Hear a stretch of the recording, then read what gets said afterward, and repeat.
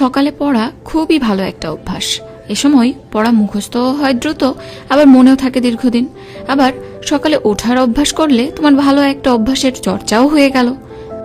ধরো ভোরে বা সকালে যখন সবাই ঘুমায় তখন তুমি পড়তে বসেছো, তখন কিন্তু আম্মু বলবে না এটা করো ওটা করো, আব্বু বলবে না এটা এনে দাও ওটা এনে দাও, রুমমেট ফোনে জোরে জোরে কথা বলবে না, পাশের বাসার বাচ্চা বা ছোট ভাই বোনও জ্বালাতন করতে আসবে না, আবার তোমাকে তখন কেউ মেসেজ দিয়ে ডিস্টার্বও করবে না। সুতরাং সময় নষ্ট না করেই দীর্ঘক্ষণ পড়তে পারবে, অল্প সময়েই দেখবে অনেকখানি পড়া হয়ে গেছে। আরেকটা ব্যাপার হচ্ছে, সকালে 1-2 ঘন্টা ভালোভাবে পড়লে সারাদিন তোমার মনে হবে আজকে কিছু একটা করেছি।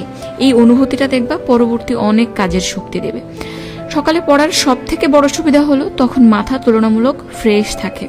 যখন আমরা সন্ধ্যায় বা রাতে পড়তে থাকি তখন সারা দিনের স্ট্রেস চিন্তা সবকিছু কিন্তু ব্রেনের মধ্যে থাকে, কিন্তু সকালে মস্তিষ্কটা একেবারে ক্লিয়ার থাকে। ঘুমের পর মস্তিষ্ক একটু বিশ্রাম পায়, নতুন কিছু এজন্য সহজেই কিন্তু শেখা যায়।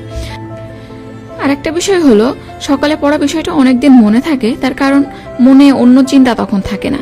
দিনের শুরুতে সাধারণত মানসিক চাপও কম থাকে, তাই জটিল বা কঠিন বিষয়গুলো বুঝতে সুবিধা হয়।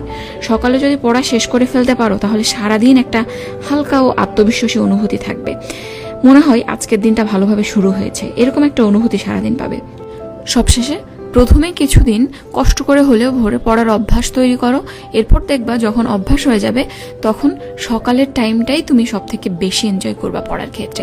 এখন যে বলবা আপু সকালে পড়তে গেলে তো ঘুম আসে, একটু অভ্যাস করো, একটু রাত্রে দ্রুত ঘুমিয়ে যাও, দেখবা এই সমস্যাগুলো আস্তে আস্তে সলভ হয়ে যাবে। আসলে সকালে পড়াটা কতখানি এফেক্টিভ এটা তুমি যতক্ষণ না নিজের জীবনে অ্যাপ্লাই করছো ততক্ষণ তোমাকে আমি বুঝাতে পারবো না। সুতরাং আজ থেকেই অভ্যাস শুরু করো। এবং যেহেতু এখন রমজান চলছে, আমরা সেহরির পর নামাজ কোরআন পড়ি, তখনই পড়তে বসে যাই।